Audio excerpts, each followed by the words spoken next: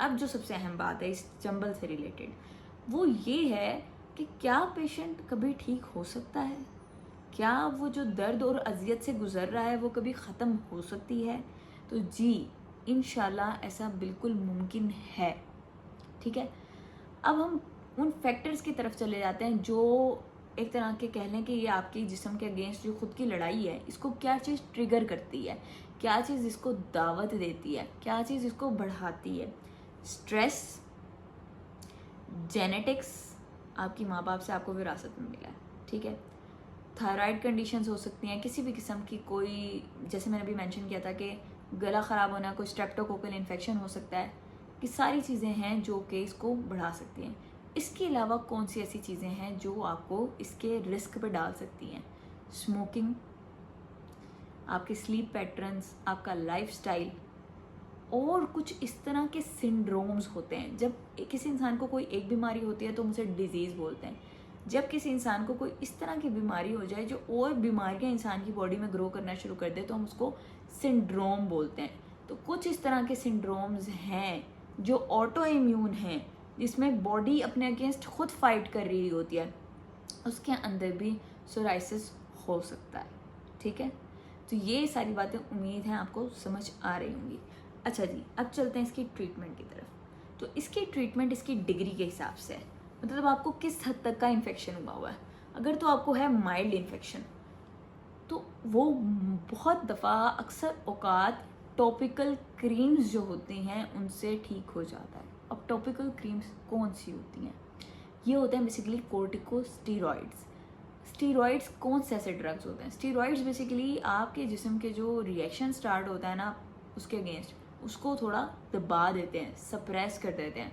तो topical creams, जिसमें मैं एक का नाम लूँगी बीटाडम, लेकिन मैं आप लोगों को एक मशवरा देना चाहूँगी। बहुत सारे लोग मेरे व्लॉग्स देखते हैं और बाद में मुझे कांटेक्ट करते हैं, मैडम मैंने तो ये क्रीम इस्तेमाल करना शुरू कर दी है।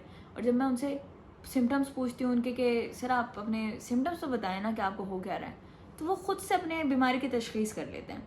ऐसा मत करें प्लीज़। यही वजह है कि मैं यहाँ पे ब्रांड नेम्स नहीं मेंशन करती। खुद से आपने डॉक्टर नहीं बनना। अगर आप कमेंट भी करेंगे तो मैं इंशाल्लाह आपके कमेंट में आपको जवाब ज़रूर दूंगी कि वाकई आपको यही मसला है। अगर आपके जिस्म पे सिर्फ एक खारिश है तो उसका मतलब यही नहीं कि आपको सिर्फ फंगल इन्फेक्शन है, उसका मतलब यही नहीं कि आपको सिर्फ सोराइसिस है। तो खुद से आपने तशख़ीस नहीं करनी। अगर आप अफोर्ड नहीं कर सकते, आप डॉक्टर के पास नहीं जा पा रहे किसी भी मसले की वजह से, आप बराह करम कमेंट कर दें, मैं कमेंट पढ़ूंगी। इंशाल्लाह अगर आपको कोई मसला होगा मैं आपको ज़रूर रिस्पॉन्स दूंगी। ठीक है, मेरी ताहद्दे मकदूर कोशिश होगी कि मैं आपको रिस्पॉन्स दूँ। ठीक है, अच्छा, ये जस्ट एक रीज़न थी क्योंकि मुझे 2-3 लोगों ने कहा मैडम आप दवाई का नाम भी बताया करें। तो मैंने 2-3 केस ऐसे अपने साथ अभी कुछ दिनों के अंदर ही देख लिए कि लोगों ने दवाई खुद से इस्तेमाल करना शुरू कर दी बगैर डायग्नोसिस के। और गलत दवाई इस्तेमाल करेंगे तो आराम नहीं आएगा। आराम नहीं आएगा तो एक तो गलत दवाई का अलग इफेक्ट होगा, पैसे आपके अलग खर्च होंगे, और बेजा का आपका एक कह लें एक जो ट्रस्ट होता है वो ख़राब हो जाएगा कि डॉक्टर साहिबा ने तो ये दवाई वीडियो में बताई थी, हमें क्यों नहीं आराम आया। जब दवाई अगर आप वायरल इन्फेक्शन के लिए, फंगल इन्फेक्शन के लिए लगाएंगे तो आराम नहीं आएगा। सॉरी, इतनी सारे लेक्चर के लिए बैक टू द टॉपिक। अच्छा जी, topical steroid creams mild infection को काफ़ी हद तक ठीक कर देती हैं। इसके अलावा सिर्फ इतना ही नहीं, पेशेंट ने ट्रिगर फैक्टर्स अवॉइड करने होते हैं। अच्छा जी, अब बात उन फैक्टर्स की करते हैं जो ट्रिगर कर सकते हैं, छेड़ सकते हैं एक इंसान के अंदर सोराइसिस का रिएक्शन। और अगर किसी इंसान को सोराइसिस हो गया है तो उनको ये फैक्टर्स अवॉइड करने हैं। अच्छा, इसमें बेसिकली 2 स्कूल ऑफ थॉट्स हैं। कुछ लोग कहते हैं कि डाइट का इफेक्ट नहीं है, काफ़ी इंटरनेशनल डॉक्टर्स और इंटरनेशनल क्लाइंट्स के रिव्यूज़ ही हैं। लेकिन कुछ डॉक्टर्स कहते हैं कि डाइट का और इन फैक्टर्स का इफेक्ट है। ज़ाती तौर पे मैं ये बिलीव करती हूँ कि इन फैक्टर्स का इफेक्ट है, क्योंकि जो ऑटो इम्यून रिएक्शंस होते हैं जो जिस्म में होते हैं बेसिकली ये मुख्तलिफ चीज़ों की वजह से ट्रिगर होते हैं। अच्छा, तो कुछ टिप्स हैं जो मैं उन सब लोगों को देना चाहूँगी जो चंबल जैसे मर्ज के सफ़र कर रहे हैं बेसिकली।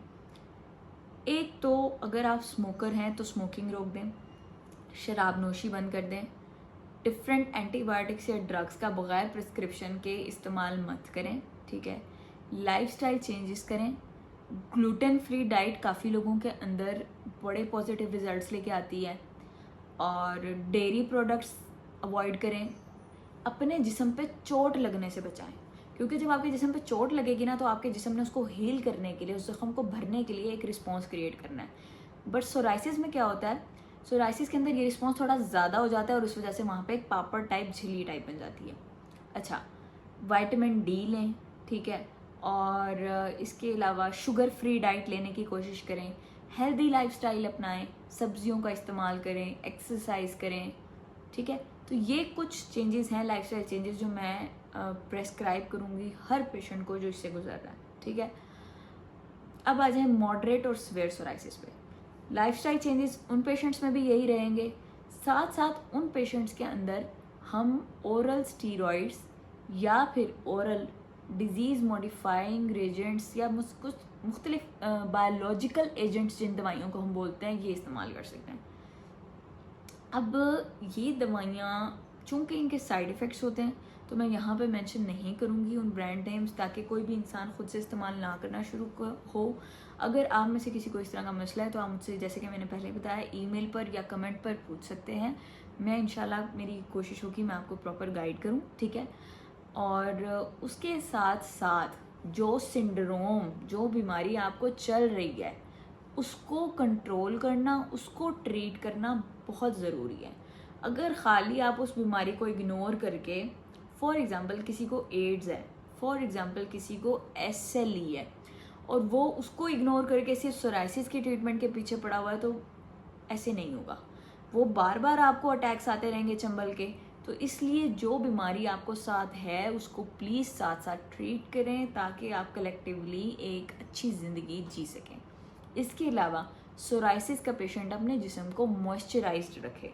मॉइस्चराइज बन रखने का क्या फ़ायदा होगा कि जो आपकी पापड़ और झिल्ली हो जाएगी, जिसकी वजह से पेशेंट मूवमेंट भी नहीं ठीक से कर पा रहा होगा, हाथ भी नहीं मूव कर पा रहा होगा, और उस जगह पे खिंचाव होगा, वो नहीं होगा पेशेंट को।